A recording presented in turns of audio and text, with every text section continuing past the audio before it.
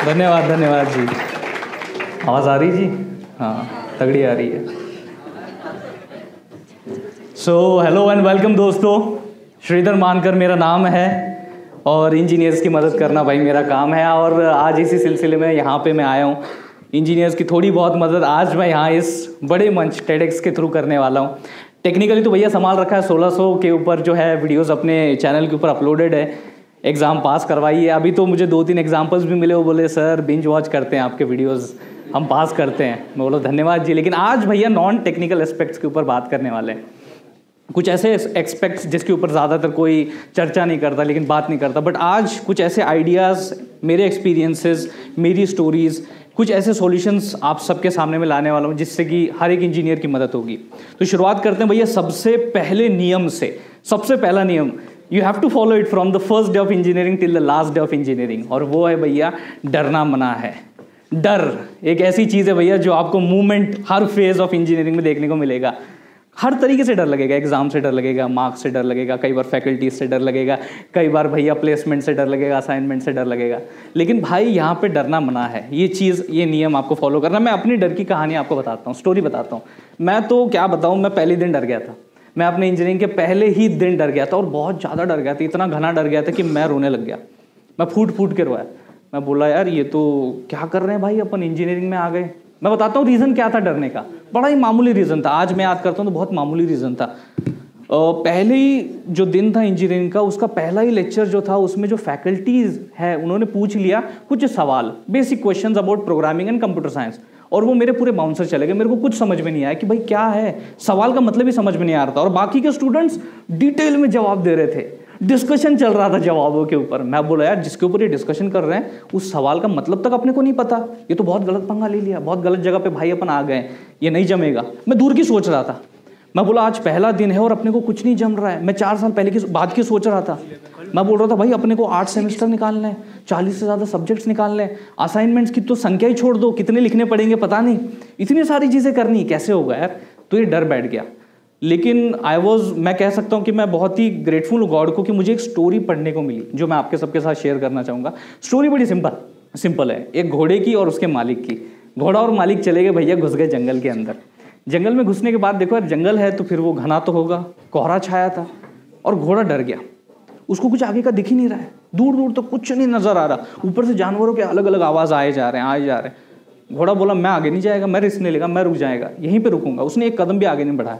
मालिक आया, उसने पूछा भाई क्या चल रहा है, क्या कर रहे हो, चलो आगे चलना है अपने को, दिन सुबह तक अपने को पहुंचना है, पार जंगल करना है पार। बोला नहीं कैसे करेंगे, मेरे को तो भैया कुछ दिखाई दे नहीं रहा है, I am not sure about that कि मैं कहाँ स्टेप रखने वाला हूँ। तो फिर मालिक ने बोला, ऐसे थोड़ा सहलाया उसको बोला भाई सुन मेरी बात, मैं क्या बता रहा हूँ तेरे को, कुछ नहीं है, तेरे को दूर का नहीं दिख रहा ना, मैं एग्री करता हूँ, बट भाई तेरे को अगला स्टेप कहाँ रखना है ये तो दिख रहा है, इतना तो दिख रहा है तेरे को, तो उतना तो रख। स्टेप बाय स्टेप तू आगे जाएगा और जहां पहुंचना है वहां पहुंच जाएगा। ये फंडा मैंने सोचा। मैं बोला अरे यार अपन भी तो ऐसे कर रहे थे, अपन 4 साल बाद के सोच रहे थे, इतना क्यों सोचना है, अभी क्यों सोचो, अभी वाली सेमेस्टर एग्जाम में कौन सा अपने को सब्जेक्ट पढ़ना है उतना तो सोच, उतना तो कर। तो मैंने एक्शन लेना शुरू किया। डर की वजह से एक्शन नहीं लेते अपन वहीं रुक जाते हैं जहां पे खड़े हैं। इसलिए एक्शन लेने के लिए डर को थोड़ा साइड हटाना जरूरी है। तो ये तो हो गए मतलब एक बहुत इंपॉर्टेंट चीज़ जो आपको फॉलो करनी है from the first day till the last day of engineering. एक और चीज़ मैंने देखी है, आजकल ये फंडा बड़ा ट्रेंड में चल रहा है कि अपन ना ड्रॉप आउट लेते हैं, निकल जाते हैं भैया कॉलेज से बाहर, ड्रॉप आउट का फंडा लेते हैं। बहुत सारे बड़े बड़े नाम, इन्फ्लुएंसर्स ये इसके साथ जुड़े हुए हैं और एग्जाम्पल सेट किए उन्होंने। बोला यार इसने ड्रॉप आउट किया, देखो ये जो है 1 साल का भैया 40 लाख कमाता है, ये 1 करोड़ कमाता है, इसने इतनी बड़ी कंपनी खड़ी कर दी, इसने ड्रॉप आउट लिया। मैं आपको बताना चाहूँगा this is the one side of coin. ये सिर्फ एक पहलू है, एक साइड का पहलू है, दूसरा साइड आपने देखा ही नहीं, मैंने देखा है, किसी ने आपको बताया नहीं, मैं बताता हूँ। यहाँ पे ऐसे बहुत सारे ड्रॉप आउट्स हैं जिन्होंने कॉलेज छोड़ा है, ड्रॉप आउट लिया है और आज वो कुछ खास नहीं कर पा रहे, वो स्ट्रगल कर रहे हैं, फेलियर्स कंटिन्यूसली फेस कर रहे हैं, समझ नहीं आ रहा क्या करूँ। आज उनको रियलाइज हो रहा है कर लेते हैं यार, शायद कुछ काम आ जाती, वो डिग्री कुछ काम आ जाती। इस तरीके से आज वो सोच रहे हैं। तो दोस्तों मैं सिर्फ आपको एक रियल सिचुएशन बताना चाहूँगा और उसको अप्लाई करिए। किसी भी ट्रेंड को ब्लाइंडली फॉलो मत कीजिए। कस्टमाइजेशन बहुत इंपॉर्टेंट चीज़ है। अपन खाना बनाते हैं उसमें भी कस्टमाइजेशन करते हैं। मम्मी को बोलते हैं आज तीखा डालियो, नमक ज़्यादा डालियो, नींबू कम पी लियो, आज दांत खट्टे हो रखे हैं, ये क्या कर रहे हैं, कस्टमाइजेशन कर रहे हैं अपन। यहाँ पे अपन जब अपने कपड़े भी लेते हैं तो वहाँ पे अपन जो भी कपड़े ले रहे हैं वो अपने पेट के हिसाब से कि कितना बाहर है कितना अंदर है, उस हिसाब से अपन अपने कपड़े लेते हैं। तो कस्टमाइज कर रहे हैं ना अपन, अपने घर को भी कस्टमाइज करते हैं वास्तु के हिसाब से। दरवाज़ा कहाँ होना चाहिए, मंदिर कहाँ होना चाहिए, टेलीविजन कहाँ होना चाहिए, मशीन्स कहाँ होना चाहिए, ये अपन कस्टमाइज करते हैं ना। तो जब हम अपने कपड़े, खाने तक को, घर तक को कस्टमाइज कर रहे हैं, तो करियर और फ्यूचर को कस्टमाइज क्यों नहीं करना है? किसी ने बता दिया तो वैसे ही सुन के वैसे ही थोड़ी ना करना है, अपने हिसाब से क्या सूटेबल है वो कस्टमाइजेशन बहुत बेहद ज़्यादा ज़रूरी है।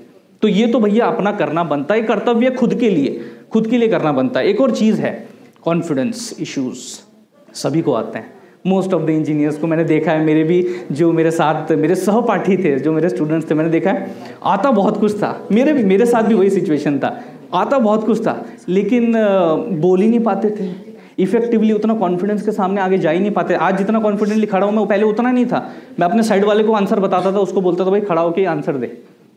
मैं बोलता था मेरे अंदर हिम्मत नहीं भाई, लोग हंसेंगे मेरे ऊपर अगर मैंने गलत सलत कुछ बोल दिया तो ऐसे नहीं करना है। कॉन्फिडेंस आपको अपना बढ़ाना है क्योंकि ये बहुत बेहद इंपॉर्टेंट चीज़ है, ज़रूरी है ये चीज़। कैसे बढ़ाएंगे? आज मैं आपको एक बहुत ही अनूठा अलग तरीका बताता हूँ कॉन्फिडेंस बढ़ाने का। एक बहुत ही सिंपल तरीका है वैसे तो। आपको ना अपनी लाइफ में एक हैप्पी थिंग ढूंढनी है, हैप्पी थिंग। अब वो हैप्पी थिंग सबके लिए अलग हो सकती है। अब जब वो हैप्पी थिंग आपका बार बार आपकी लाइफ में अकर होगा, बार बार उसका हैपनिंग जो है उस हैप्पी थिंग का होता जाएगा, आपका कॉन्फिडेंस बढ़ता जाएगा। जैसे जैसे अपने कर्मों की वजह से, काम की वजह से आपकी वो हैप्पी थिंग बार बार अकर होती जाएगी, आपका कॉन्फिडेंस बढ़ता जाएगा। मैं अपना एग्जाम्पल बताता हूँ, बिना एग्जाम्पल के बात नहीं करता मैं। मेरा एग्जाम्पल मैं आपको बताता हूँ। मेरे लिए वो हैप्पी थिंग क्या है? मेरे लिए वो हैप्पी थिंग है कि मेरे जो माता पिता हैं जो आज यहाँ पे आए हुए हैं, तो मेरे जो मम्मी पापा हैं वो रोएं, वो फूट के रोएं, वो बहुत ज़्यादा रोएं। मैं तो चाहता हूँ वो रोते रहें, बट वो जो आंसू है ना वो खुशी के हों और उस खुशी का कारण मैं रहूं। बस this is the happy thing for me. और एक बार ये हो जाती है हैप्पी थिंग, एक बार हो जाती है तो फिर अपन बोलते हैं भगवान इससे ज़्यादा मुझे और कुछ नहीं चाहिए। और जितनी बार ये अकर होगा उतनी बार आपका कॉन्फिडेंस बढ़ेगा। और मैं भगवान को बहुत शुक्रगुजार हूँ कि मुझे ये हैप्पी थिंग बहुत बार अकर हुई है, तो शायद इसलिए कॉन्फिडेंस मेरा आज इतना दिख रहा है। और शायद आज भी वही चीज़ वापस हो रही है, तो भाई कॉन्फिडेंस तो बढ़ेगा। दिख रहा है मुझे, खुशी के आंसू दिख रहे हैं, तो आज तो भैया कॉन्फिडेंस बढ़ना बनता है। रही बात पेरेंट्स की, एक और इशू है पेरेंट्स वर्सेस चाइल्ड। होता रहता है, नॉर्मल है, और इंजीनियर के साथ तो होना बनता भी है क्योंकि यहाँ पे एक तरफ पेरेंट्स बोलते हैं तू एक्स कर, बच्चा बोलता है मेरे को वाई में इंटरेस्ट है, मैं वाई करूंगा। अब इस समस्या का क्या समाधान है? बिकॉज पेरेंट्स गलत नहीं है। मैं समझता हूँ पेरेंट्स दो मात्र ऐसे इस पृथ्वी तल पे जीव हैं जो कि अपना अच्छा ही चाहते हैं कि यार मेरे बच्चे या मेरी बेटी या मेरे बेटे का अच्छा ही हो, वो बुरा नहीं चाहेंगे। अब दिक्कत कहाँ पे होती है? जो आपकी सोसाइटी है, रिलेटिव्स हैं, वो जो सारे लोग हैं, उन्होंने एक बताया हुआ है कि हाँ यार यहाँ पे अगर इस रास्ते पे आपका बेटा या बेटी चलेगी तो ये सक्सेस है, यहाँ पे सेटल हो जाएगा वो जल्दी से, रेस्टफुल आराम से लाइफ जिएगा, बराबर है। तो वो एक्स तरीका जो है वो बताया। अब ऑब्वियसली एज अ माँ बाप जो है वो तो बोलेंगे भैया चल इसी रास्ते पे चल, मेरे को बताया गया है, मेरे को समझाया गया है। अब ये आपका काम है कि आपको अपने माता पिता को जो है वो कॉन्फिडेंस देना है कि वाई जो है मेरे लिए सही है। अब कैसे करोगे वो? आपको अपने आप को स्मॉल लेवल पे इनिशियली प्रूफ करना पड़ेगा। मैं मेरा एग्जांपल देता हूँ। जब मैं थर्ड ईयर के लास्ट में था, मतलब like the last sem of third year, तो वहाँ पे ना एग्ज़ाम चल रही थी और एग्ज़ाम चलते चलते मेरे बहुत सारे दोस्तों ने बोला यार तू एक काम करना यार, सिखाता पढ़ाता अच्छा टॉप रैंकर है, चल पढ़ाई दिया कर। मैं बोला चलो यार पढ़ाते हैं। तो मैंने पढ़ाना शुरू कर दिया यूट्यूब के ऊपर, 5 मिनट्स इंजीनियरिंग जिसका नाम है, मैंने पढ़ाना शुरू कर दिया। और मुझे ऐसा लग रहा था कि मैं इसमें और ज़्यादा आगे जा सकता हूँ, बहुत मुझे टाइम देने की इसको ज़रूरत है, मैं और बेहतर कर सकता हूँ इसमें, अपना फ्यूचर में उसमें देख रहा था। लेकिन फिर ऑब्वियसली बात है, इंडियन पेरेंट्स होते हैं, उनको बताई जाती हैं, सिखाई जाती है, समझाई जाती है चीज़ें कि यार अभी प्लेसमेंट आ रहे हैं ऑन कैंपस, इसमें बैठ जाओ, फिर नौकरी ले लो और आराम से सेटल हो जाओ। मैं बोला ये तो थोड़ा सा मुश्किल होगा मेरे लिए जी। तो मैं समझाया बहुत, कई बार झगड़े हुए, कई बार लड़ाई, वो तो नॉर्मल सी चीज़, लेकिन अपना काम क्या है कि उनको प्रूफ करके दिखाना है। तो भाई मैंने कुछ महीनों की मोहलत ली उनसे, मैं बोला मेरे को कुछ महीने दो, मैं जो है करके दिखाता हूँ, कुछ सब्सक्राइबर काउंट बढ़ा के दिखाता हूँ, रेवेन्यू जनरेट करके दिखाता हूँ। और आखिरकार वही हुआ, कुछ महीनों का टाइम लिया, एग्जाम आया, चैनल बूम गया और फिर भैया व्यूज़, सब्सक्राइबर और रेवेन्यू आया और तब जाके उनको विश्वास हुआ कि हाँ भाई ये कर सकता है। बस आपको कुछ नहीं करना है, लड़ना नहीं, झगड़ना नहीं, कुछ नहीं करना है, प्रूफ करके दिखाना है। ये एकमात्र ऐसा जरिया है जिसके जरिए आप अपने जो माता पिता हैं उनको समझा सकते हो कि मेरे लिए सही क्या गलत क्या। एक लास्ट मुद्दा आपके सामने मैं रखना चाहूँगा, इंजीनियरिंग से जुड़ा हुआ। हर एक इंजीनियर जो है फेलियर फेस करता है, बहुत सारे ऑब्स्टैकल्स फेस करता है, डिफ़िकल्टीज फेस करता है। ऐसी तमाम अलग अलग बातें जो हैं, जो एक प्रॉब्लम्स आप कह सकते हो, प्रेशर सिचुएशंस जो होती हैं, वो बार बार जो एक इंजीनियर होता है वो फेस करता है और करता रहता है। और ऐसे टाइम पे जो है ना, आपने क्या करना चाहिए, आपने इन सब को, ये जो भी आपकी फेलियर्स है, डिफ़िकल्टीज, इन सबको जो है एक रिप्लाई देना है। वही रिप्लाई देना है जो कि भाई सचिन तेंदुलकर ने दिया था, of very famous reply response to the on field injury जो उनको हुई थी। वो था भाई, मैं खेलेगा। हर फेलियर को बोलना मैं खेलेगा, हर डिफिकल्टी को बोलना मैं खेलेगा, हर प्रेशर सिचुएशन को बोलना मैं खेलेगा, मैं रुकेगा नहीं, मैं मैदान छोड़ के नहीं जाएगा। मैदान छोड़ के गया मतलब गेम ओवर। और आजकल बहुत सारी खबरें आ रही हैं, न्यूज़ आ रही है कि जो बच्चे हैं वो मैदान छोड़ देते हैं, they try to quit, they try to end their life. This is not a solution. मैं उन सबसे, सभी स्टूडेंट से, सभी दोस्तों से एक चीज़ कहना चाहूँगा, जब तक आपके हाथ में लाइफ की पकड़ है तब तक आपके पकड़ में सब कुछ है। No marks, no exam, no rank, no problem, no difficulty, nothing is greater than your life. आपकी लाइफ सबसे ऊपर आती है, सबसे पहले आती है, उसके बाद फिर ये सारा तामझाम आता है। तो ये डिसीजन आपको नहीं लेना है। ये जो एंड का डिसीजन हम एज अ ऑप्शन रखते हैं, इसको ऑप्शन में भी नहीं रखना है। ये सही चीज़ नहीं है। जान है तो जहान है, इस स्टेटमेंट का बहुत गहरा मीनिंग है। चलिए, अगर प्रेशर सिचुएशन आपके पास आ भी जाती है तो आपको कई बार ना कुछ ऐसे सिचुएशंस होती है जहां पे आपको इग्नोर करना ही बेटर होता है। कर दो इग्नोर। एक मंत्र बताता हूँ, इग्नोर आय नमः, ये मंत्र का उच्चारण करो, बार बार करो, कोई जरूरत ही नहीं, इग्नोर कर दो उनको, सिंपल सी बात है। बट हाँ, ऑब्वियसली कुछ प्रेशर, कुछ सिचुएशंस ऐसी होती हैं जहां पे हैंडल करना ही पड़ता है, इग्नोर नहीं किया जा सकता। तो फिर क्या किया जाए? चलो फिर एक एग्जांपल लिया जाए प्रेशर कुकर का।